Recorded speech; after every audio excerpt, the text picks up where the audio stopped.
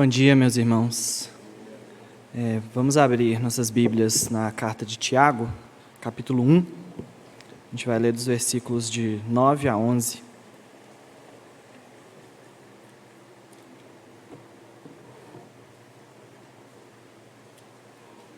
Repetindo, Tiago, capítulo 1, versículos de 9 a 11.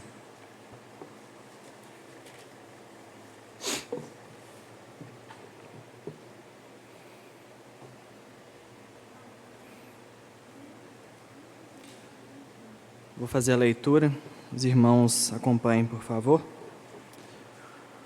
O irmão, porém, de condição humilde, glorie-se na sua dignidade, e o rico na sua insignificância, porque ele passará como a flor da erva, porque o sol se levanta com seu ardente calor, e a erva seca, e a sua flor cai, e desaparece a formosura do seu aspecto.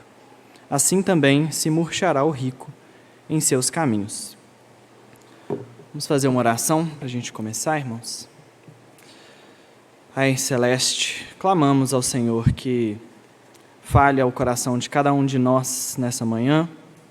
O Senhor use o pregador, Pai, como um instrumento, mas que aquele a falar aqui hoje seja o Senhor, porque só assim teremos proveito naquilo que será dito e ensinado.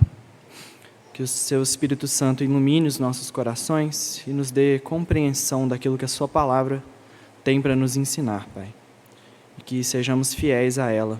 Eu oro em nome de Jesus. Amém. Bom, irmãos, Tiago aqui está falando de um tema, né? Agora, mudando um pouco de assunto, até aqui esteve falando sobre provações, como lidar com elas, a sabedoria. E agora ele vai entrar numa questão que fala, eu acredito que para qualquer pessoa mesmo. A gente sabe que seres humanos, eles são bem tribais. Parece que o tempo todo os homens estão querendo traçar uma linha no chão aqui, falar, daqui para cá são os meus, de cá para lá é os outros, e a gente sempre tenta criar diferenças entre um e os outros, né? Parece que é uma tendência sempre do ser humano criar suas próprias tribos e querer conviver mais entre si do que com aquele que é diferente. E talvez a forma mais comum de divisão criada, mais antiga, seja justamente a de classe social. Ricos e pobres, né? Nobres e plebeus. Sempre há essa diferença. Talvez seja a forma mais fácil que os homens procuram para dizer, né? Eu sou desse grupo, aquele ali é do outro, e geralmente brigar entre si. Mas a palavra de Deus, irmãos, ela é bem insistente quando ela afirma que não existe diferença para Deus entre os seus filhos. O apóstolo Paulo, ele escreve aos Gálatas, em Gálatas 3, 26 a 28, pois todos vós sois filhos de Deus, mediante a fé em Cristo Jesus. Porque todos quanto fostes batizados em Cristo, de Cristo vos revestistes. Dessarte não pode haver judeu nem grego, nem escravo nem liberto, nem homem nem mulher, porque todos vós sois um em Cristo Jesus. Mas mesmo assim, diante dessa clareza tão grande que existe nas Escrituras, né, que não há diferença entre os filhos de Deus, para Deus, os homens continuam a criar muitas divisões, muitas distinções, sempre querendo separar os meus dos seus, os bons dos maus, né? A gente quer sempre categorizar segundo o nosso coração as pessoas. Mas a palavra de Deus não nos dá autorização para isso. E Tiago, a gente vai ver ao longo da carta, ele várias vezes vai voltar nesse tema da acepção de pessoas, da divisão, principalmente entre ricos e pobres. O que mostra que, para a gente, que mesmo a igreja, lá atrás, naquela época, não sabia lidar bem com essa questão. Mesmo lá, né, a gente às vezes romantiza muito essa igreja primitiva, né, a igreja onde os apóstolos ainda estavam entre eles, como se ela fosse uma igreja muito superior à de hoje, mas a verdade é essa. A gente vê na insistência de Tiago que nessa época já tinha, sim, problemas e a igreja já não estava sabendo lidar com os conflitos entre ricos e pobres. Então, Tiago vai buscar, de alguma forma, delinear maneiras para se resolver esses conflitos, as melhores formas de lidar com essas questões. E o primeiro conselho que Tiago parece dar é a respeito de onde cada grupo está colocando o seu orgulho, ou onde está colocando o motivo para eles se gloriarem. Então, Tiago vai iniciar o texto falando justamente isso aqui no versículo 9. O irmão, porém, de condição humilde, glorie-se na sua dignidade. Esse é o conselho que Tiago dá aos pobres, aos irmãos de condição humilde. Em que eles deveriam se gloriar? Na sua dignidade. Mas é claro, irmãos, isso é presumindo que eles tivessem a dignidade da qual se gloriar. Tiago não está dizendo aqui que um irmão de condição humilde, meramente por estar num estado de pobreza, isso faz dele uma pessoa digna, ou isso faz dele uma pessoa melhor. Isso é perigoso, porque existe uma tentação, principalmente algumas tendências, algumas linhas dentro do cristianismo, que procuram santificar a pobreza. A gente sabe que a Igreja Católica procurou colocar ela até como um dos sacramentos, como se fosse o batismo, a Santa Ceia, pobreza sendo um sacramento também. E não é isso que Tiago está dizendo aqui. Não existe uma salvação pela pobreza. Mas o que ele está dizendo? Que os irmãos que sejam pobres se gloriem na sua dignidade, ou seja, sejam dignos para que tenham do que se gloriar. Então, a gente tem que ver pela palavra o que é essa dignidade, A dignidade, o significado da palavra dignidade é uma condição moral que infunde respeito, honra e nobreza, assim, e da mesma forma que a fé, ela tem que ser acompanhada de ações que a evidenciem. Então, não adianta só falar, não, eu estou em condição humilde, eu sou digno. Não, ela tem que vir com frutos. Nosso Senhor Jesus nos ensina, Mateus 12:33, ele fala que a gente conhece a árvore pelos frutos. A árvore boa dá frutos bons, a árvore ruim, frutos ruins. Então, sendo isso verdade, vamos tentar procurar nas Escrituras o que pode ser essa dignidade da qual o pobre poderia se orgulhar, onde ele poderia realmente colocar esse orgulho. E uma primeira resposta que a gente encontra, essa num sentido mais amplo, é o que Paulo escreve aos Coríntios. 2 Coríntios 10:17, ele vai falar: aquele, porém, que se gloria, glorie-se no Senhor. Então, essa é uma razão mais ampla, é uma razão pela qual qualquer servo de Jesus sempre vai ter para se gloriar, sua condição de filho de Deus. Qualquer servo de Cristo já tem em si essa condição. E não existe nada que seja mais digno, mais sublime ou mais honroso do que ser aceito sem reservas como filho de Deus. Então, irmãos, num sentido amplo, existe motivo de glória para todos nós. E isso não pode ser negligenciado, nem pelo rico, nem pelo pobre. Essa dignidade é dada por Deus aos seus filhos, a dignidade de ser filho de Deus. Contudo, nessa passagem, nessa situação específica do pobre, Tiago parece estar sendo um pouco mais específico. Ele parece estar se referindo a uma dignidade dada ao pobre especificamente, ao humilde especificamente. Então, procuremos ainda mais nas Escrituras, é claro, onde a gente pode encontrar, talvez, essa dignidade do pobre, essa dignidade do irmão de condição humilde. E aí a gente volta mais uma vez ao ensino de Paulo, dessa vez aos Tessalonicenses, que ele teve isso a dizer. E aí eu queria que os irmãos fizessem essa leitura junto comigo, na primeira carta aos Tessalonicenses, capítulo 4. A gente vai ler o versículo 11 e 12. Deixa Tiago aberto aí, mas abre comigo, por favor.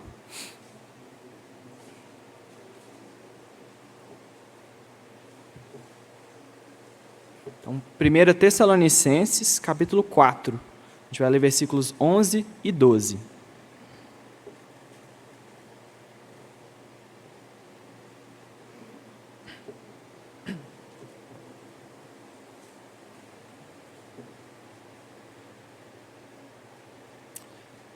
Então, vamos lá, irmãos. Leiam junto comigo, a uma só voz.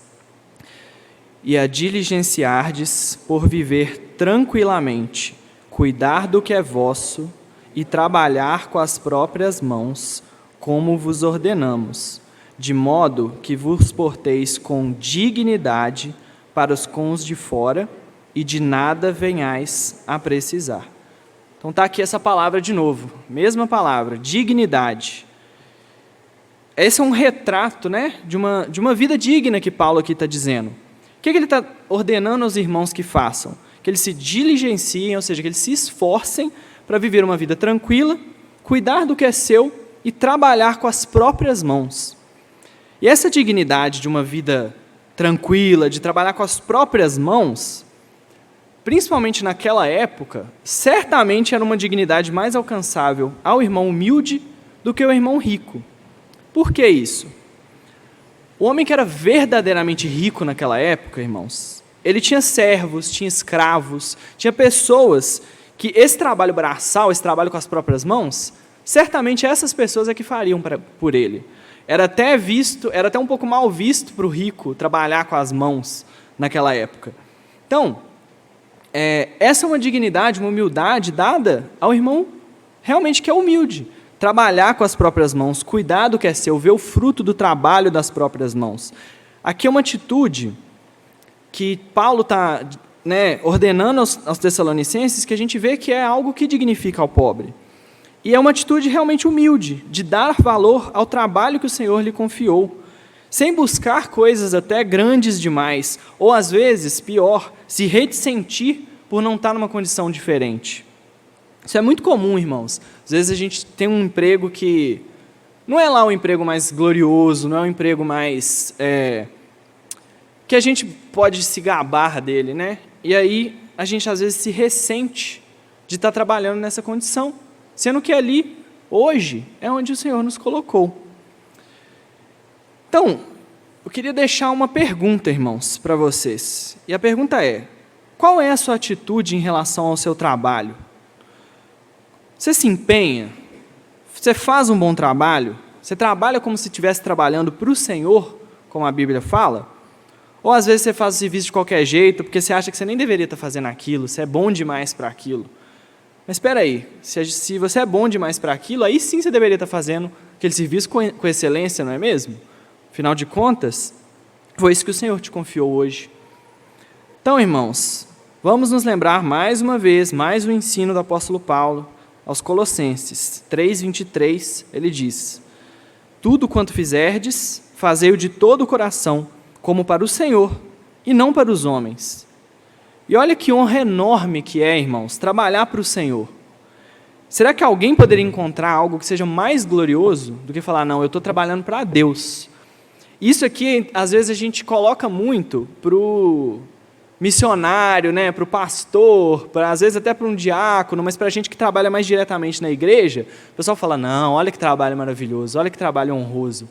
Trabalha para Deus. Espera aí, irmãos. Qualquer trabalho que se faça de forma diligente, como um homem de Deus, é um trabalho que é feito para o Senhor. Então não existe essa diferenciação de, isso aqui é mais honroso, aquilo ali é menos honroso. Não, irmãos. Um trabalho feito em obediência, em devoção, feito como quem faz para o Senhor, é um trabalho digno diante de Deus. E aí a gente pode aprender muito com José. José foi julgado num buraco pelos próprios irmãos, foi vendido como escravo. E quando ele foi comprado por Potifar, qual foi a atitude dele? Foi ficar brigando, ressentido, nossa, o que meus irmãos fizeram comigo? Não. José, como escravo, se tornou o melhor dos escravos. Ele decidiu se tornar o melhor. E aí, ele foi colocado como o senhor da casa, né? Ele só estava abaixo de Potifar. Por quê? Porque ele entendeu que aquele era o lugar que, naquele momento, Deus queria colocá-lo. E com toda dignidade, com toda humildade, foi o melhor onde ele estava. Depois disso, né, a gente pensa, José chega no ponto mais alto. E aí o que acontece com ele? É acusado injustamente de um crime que ele não cometeu e vai preso. E mesmo na prisão, José vira o melhor dos prisioneiros dentro da prisão. A gente pensa, o cara está lá preso injustamente, tinha tudo para estar ressentido. Não, foi o melhor dentro da prisão, ao ponto do carcereiro confiar as chaves a ele. Então, assim, olha essa atitude, irmãos. Essa sim é a atitude do irmão de condição humilde, que se porta com dignidade e que tem do que se gloriar. Essa não é esse se gloriar aqui, é se gloriar em Cristo. É se gloriar de ser o melhor, não porque eu quero mostrar para fulano que nossa, olha como é que eu sou bom. Muito pelo contrário, se gloriar eu estou trabalhando para Deus. A honra do meu trabalho é em Deus. E isso sim me concede essa dignidade da qual eu posso me gloriar. Então, irmãos, não importando as condições que a gente vive, em que a gente existe, nossa dignidade, ela está no Senhor. E mesmo o irmão de condição humilde tem sim razão para se gloriar em Cristo, não nas próprias forças, não no próprio trabalho. Então, essa é a atitude que Tiago está aconselhando. E aqui sim eu quero alertar para uma atitude que parece estar obedecendo a esse versículo, mas está fazendo o exato oposto do que Tiago está dizendo, que é a atitude de se tornar orgulhoso justamente pela própria pobreza em si, como alguns pretendiam, novamente, ao instituir a pobreza até como um dos sacramentos. Então, essa ideia de salvação pela pobreza, que o pobre ele já é mais próximo de Deus simplesmente por viver em pobreza, isso é pecado, irmãos. Isso é criar acepção também de pessoas. Então, por quê? O pobre, quando ele aceita a condição dele de pobreza, ele, não, beleza, eu entendo, eu sou pobre mesmo, é aqui que Deus me quer, ele pode começar a desprezar os irmãos que são ricos, achando que eles são supérfluos, às vezes rejeitando até algum conselho do irmão que tem uma condição melhor, porque, você nem sabe como é que eu vivo, não, você não tem nada para me falar. Ou então passando a andar numa arrogância tão grande, e é estranho, mas acontece isso, às vezes o irmão, vivendo no que a gente fala de condição humilde, ele vive sem humildade, ele vive numa arrogância, achando que ele é melhor do que o outro, porque, não, fulano é rico, nem sabe o que é sofrer, não sabe o que é viver para Deus, não, eu aqui, eu é que sei, eu que sou humilde. Isso é arrogância, irmãos, pecado. Então, vamos tomar muito cuidado para não usar versos da Bíblia para justificar pecado do coração. Talvez justificar um tipo de salvação pela pobreza, porque isso vai ao contrário do que nosso Pai ensina, vai ao contrário do ensino da palavra, que é justamente que em Cristo não há rico, não há pobre, não há escravo, não há livre, não há judeu e não há grego. Todos são todos somos filhos de Deus.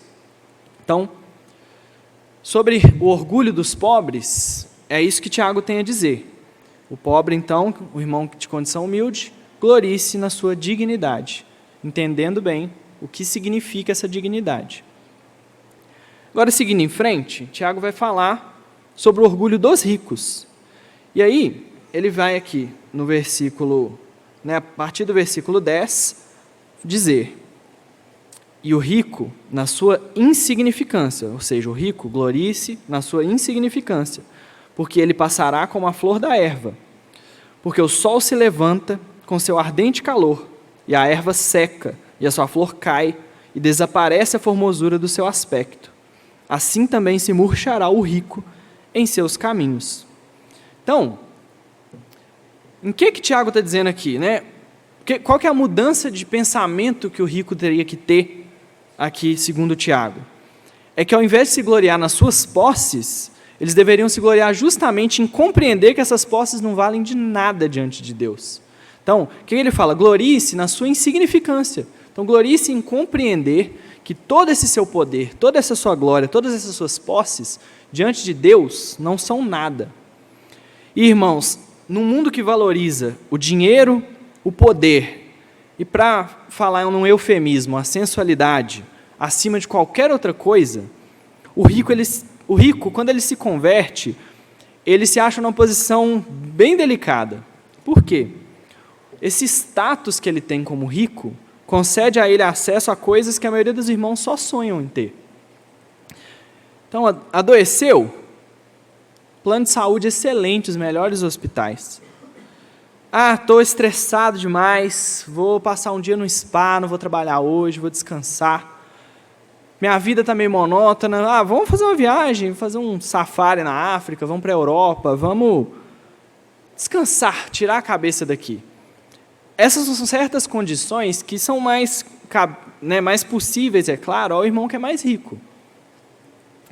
E, infelizmente, ao rico, e às vezes a uns irmãos que nem são tão ricos assim, é concedida uma ilusão muito grande de poder. Eles acham que podem tudo, que são capazes de tudo. Se sente no controle da situação porque tem recursos, pode depender desses recursos. Então, vão lembrar, irmãos, da pregação anterior em Tiago sobre o rei Asa, né? Rei Asa, ele, tendo sido livrado por Deus muitas vezes, às vezes de um exército muito maior do que o dele, no final da sua vida, onde ele colocou sua confiança? Nas suas alianças políticas e nos seus médicos, naquilo que a sua condição, como poderoso, como rico, concedia a ele. Então, justamente, irmãos, por ter essa sensação de poder muito grande, esse irmão em condição melhor, esse irmão rico, é muito fácil para ele cair nas armadilhas desse mundo. E aqui, irmãos, é preciso fazer uma comparação, porque às vezes a gente vê o rico e pensa que muitas dessas lições aqui não valem para a gente, porque eu não sou rico. Mas, irmãos, em comparação com quem era rico, no tempo que Tiago estava escrevendo essa carta, é difícil falar que tem algum pobre aqui na igreja. Simplesmente por quê? Irmãos, se você pegasse um rico daquela época e abrisse a sua despensa e mostrasse só a quantidade de tempero que tem lá dentro, para ele isso já era um luxo que ele nunca ia imaginar. A gente tem coisas hoje, a gente tem acesso à medicina muito avançada, e quase qualquer um de nós tem acesso a essa medicina diretamente. Você está com fome, aí você pega no seu celular, uma pessoa vem lá de longe trazer comida pronta para você chegar e comer. Então, assim, leiamos isso aqui com cuidado para entender que essas tentações estão muito próximas da gente. Hoje a gente acha, sim, que a nossa condição está muito tranquila, que a gente pode se depender muito das coisas que a gente tem, nos nossos planos de saúde, nos nossos recursos em geral. Então, para a gente não colocar essa palavra para o rico e já tipo assim, isso aqui não é para mim, não, eu não sou rico, então deixa para lá. Cuidado, irmãos, isso aqui é um pecado que qualquer um de nós pode cair nele, sim. Mas, voltando então à questão do rico, é muito difícil, às vezes, irmãos, amar um mundo quando ele te despreza, te humilha, não te dá segurança. Mas, para quem tem boas condições de vida, isso raramente acontece. Quando menos se espera, seu coração já está confortável, já está começando a criar raízes nessa terra, já está começando a ficar muito tranquilo com essa vida aqui. E, às vezes, nem ansiar muito pela vida, né, lá com Cristo, no céu. Porque as coisas aqui estão tão boas, às vezes a gente esquece. E na parábola do semeador, irmãos, o que se fala a respeito da riqueza? Na parábola do semeador, Cristo diz assim: o que foi semeado entre os espinhos é o que ouve a palavra, porém os cuidados do mundo e a fascinação das riquezas sufocam a palavra e ela fica infrutífera. Está lá em Mateus 13, versículo 22. Então, é justamente essa disposição do coração que é muito fácil para uma pessoa rica, uma pessoa em condição melhor. Por quê? Justamente, pregou aqui, falou sobre as maravilhas do céu, o irmão ouviu a palavra, ouviu falar, né, onde o nosso tesouro tem que estar, como será maravilhoso estar com Cristo. Mas aí vai para casa e tem todos os cuidados da vida, todo o conforto dessa terra, e isso vai sufocando essa palavra. E a gente vai esquecendo mesmo de ansiar por aquilo que realmente é eterno. A gente começa a criar raízes, ficar muito bem, muito feliz aqui nessa terra. E a gente vê isso, esse mesmo problema, manifestado na pessoa do jovem rico. A gente leu o texto do jovem rico aqui na liturgia hoje. Ele se apresenta a Cristo como justo. Né? Ele pergunta, o que eu tenho que fazer para cumprir os mandamentos, para ter a vida eterna? Cristo fala, cumpre os mandamentos. Ele fala, não, isso eu já tenho feito. Na verdade, em outro evangelho ele até fala, isso eu tenho feito desde a infância, ou seja, desde que eu era criança eu já faço isso. Então só aí você já vê o orgulho no coração do jovem rico, né? De afirmar que já cumpria todos os mandamentos e desde criança. Olha como que esse cara é bom, né? Olha como que ele é fantástico. E aí Cristo, ele vai a fundo e expõe a idolatria do coração dele, dizendo que ele deveria abandonar suas riquezas para que tivesse a vida eterna. E a atitude que ele teve foi de imediatamente se entristecer e ir embora. mostrando, então, o que ele realmente valorizava. Não era a vida eterna, não era a salvação. Era, sim, as posses que ele tinha nesse mundo. Aqueles que colocam, irmãos, sua esperança no Senhor Jesus, entendem realmente qual é a glória da vida eterna, eles não podem ter orgulho nos tesouros desse mundo. Porque nesse mundo, é onde o próprio Cristo fala, é onde a traça e a ferrugem consomem, onde os ladrões minam e roubam. É passageiro, não é nada diante daquilo que é eterno. Então, irmãos, aqui, novamente, uma pergunta para a gente meditar. Onde você tem investido seus recursos, seu dinheiro, seu tempo? Seria em lazer? Seria, às vezes, em obter mais dinheiro ainda? Seria em prazeres? Ou seria no reino de Deus? Porque, irmãos, tem missionários aí no mundo inteiro, tem diversos programas da igreja, tem pastores, todos precisando de sustento, precisando de recursos. E às vezes com o que sobra, o que a gente está fazendo?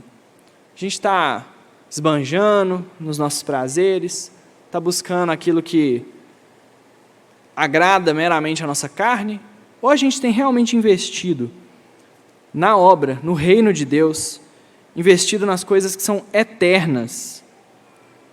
Porque, irmãos, eu não sei se vocês têm notado, mas assim, hoje a gente tem visto um crescimento muito grande da Igreja Católica no nosso país, da Igreja Romana. Por que será isso? Talvez porque eles estão investindo tempo, dinheiro, esforço em várias áreas para tentar alcançar as pessoas. E nós, irmãos, onde a gente investe o tempo que sobra, o dinheiro que sobra? Naquilo que é eterno ou naquilo que é passageiro? Porque os ricos, eles precisam entender, como Tiago fala, que assim como a erva do campo, muito em breve, tudo que eles são, tudo que eles têm, vai passar. E o que vai restar são os tesouros que ele acumulou, não aqui, mas na eternidade, no céu, onde, prosseguindo o que Cristo fala, nem a traça nem a ferrugem consomem, e onde os ladrões não minam nem roubam. Então, olhem bem, irmãos, para que Cristo realmente oferece para o jovem rico? O que Cristo fala para ele? Ele fala, está lá em Mateus 19, 21, a gente leu hoje: vende os seus bens, dá aos pobres e terás um tesouro no céu. A escolha que Cristo dá não é nem entre ter tesouros ou não, é entre os tesouros dessa terra e os tesouros eternos. E o que o jovem faz é demonstrar que, para ele, os tesouros dessa terra valiam mais do que os tesouros do céu. Cristo dá uma escolha para ele, muito clara. A gente às vezes lê esse texto como, não, abandona tudo, você não vai ganhar nada com isso, mas nem é isso que Cristo falou. Ele falou, você vai ter tesouros lá no céu. Mesmo assim, o tesouro dele estava onde o coração dele estava, nas riquezas desse mundo. E Tiago demonstra o absurdo dessa escolha, quando ele fala que o rico é como a flor do campo, que seca ao nascer do sol, e toda essa beleza se esvai. Ele deixa isso muito claro, isso tudo vai passar, investe no que é eterno. Isso aqui, a riqueza, a condição dessa terra, é como a erva do campo, quando o sol nasce, acabou, não sobra mais nada. E aqui, irmãos, eu tinha trazido para ler para os irmãos, mas eu não vou ler para vocês. Aquele que tiver interesse, procura depois, é muito interessante, mas eu fiquei muito... eu estava lendo esses dias um poema interessantíssimo, chama Percy Shelley, onde ele fala justamente sobre essa questão da condição passageira da raça humana, né, do ser humano. Percy Shelley, ele descreve nesse poema, eu vou só descrever mesmo a cena que ele desenvolve, os irmãos tiverem curiosidade, procurem, muito interessante esse texto, mas ele fala de uma terra onde ele encontra uma estátua enorme, mas quebrada, destroncada, caída ao chão, o rosto já estava até meio enterrado na areia, e aí embaixo dessa estátua tinha uma inscrição, e a inscrição dizia assim: meu nome é Osimândias, rei de reis, Contemplai as minhas obras, ó poderosos, e desesperai-vos. E aí, olhando ao redor, só tinha deserto, areia e ruínas. Não tinha nada mais para se contemplar. Apenas aquela estátua, mostrando a arrogância daquele homem, querendo dizer para todos, né? Todos os poderosos, desesperem-se diante das minhas obras. Irmãos, não importa o tamanho das riquezas, do poder, de quem a gente se torne, tudo, no fim das contas, vai chegar nesse mesmo fim. Não vai sobrar nada nessa terra. Não importa a grandeza. Então, às vezes a gente almeja coisas enormes, mas tudo para essa vida. Quando o que Jesus nos ensina, e quando o que Tiago está ensinando nesse texto, justamente o contrário. A gente deveria buscar aquilo que é eterno, aquilo que nunca vai se perder. Então, o orgulho das riquezas, irmãos, assim como o comentado anteriormente, o orgulho nas pobrezas, ele também gera desprezo por aqueles que estão em condição diferente. Essa ideia de que as riquezas em si, às vezes a gente guarda isso, torna uma pessoa mais culturada, mais sábia, porque ela tem mais experiências, ela pode viajar, ler, ter todo tipo de experiências que os pobres não vão poder ter. Isso gera aversão também pelo irmão mais humilde, pelo irmão mais pobre. Porque começa a ver ele como ignorante, como bruto, como bárbaro, como sem educação. E isso também gera divisão no corpo da igreja. Então, Tiago, ele toca nesses dois pontos, o orgulho dos pobres e o orgulho dos ricos, e como que isso só serve para gerar divisão na igreja. Então, irmãos, caminhando aqui para o final, para a nossa conclusão, é essa pergunta que eu vou deixar. Como que você enxerga a sua própria condição? E como que você enxerga a condição do seu irmão? Você está satisfeito com o que Deus te deu? Ou você vive murmurando por aquilo que você ainda não alcançou? Por outro lado, irmãos, se você está feliz por onde você está e pela condição que você está, por que essa alegria? É pela obra do Senhor na sua vida? Ou é pelos bens materiais e as vantagens que podem vir com eles? Como você tem tratado, então, irmãos, aqueles que são diferentes, com desprezo, com zombaria, ou com amor de irmão? O problema principal, eu espero que tenha ficado claro aqui, não é a riqueza e não é a pobreza, é o coração do homem. E é urgente lembrar, irmãos, que em Cristo não existe rico, não existe pobre, existem filhos de Deus, porque nada que vem do homem tem valor diante da eternidade. E no que diz respeito às coisas terrenas, às coisas eternas, nós somos todos igualmente dependentes da obra do Senhor nos nossos corações.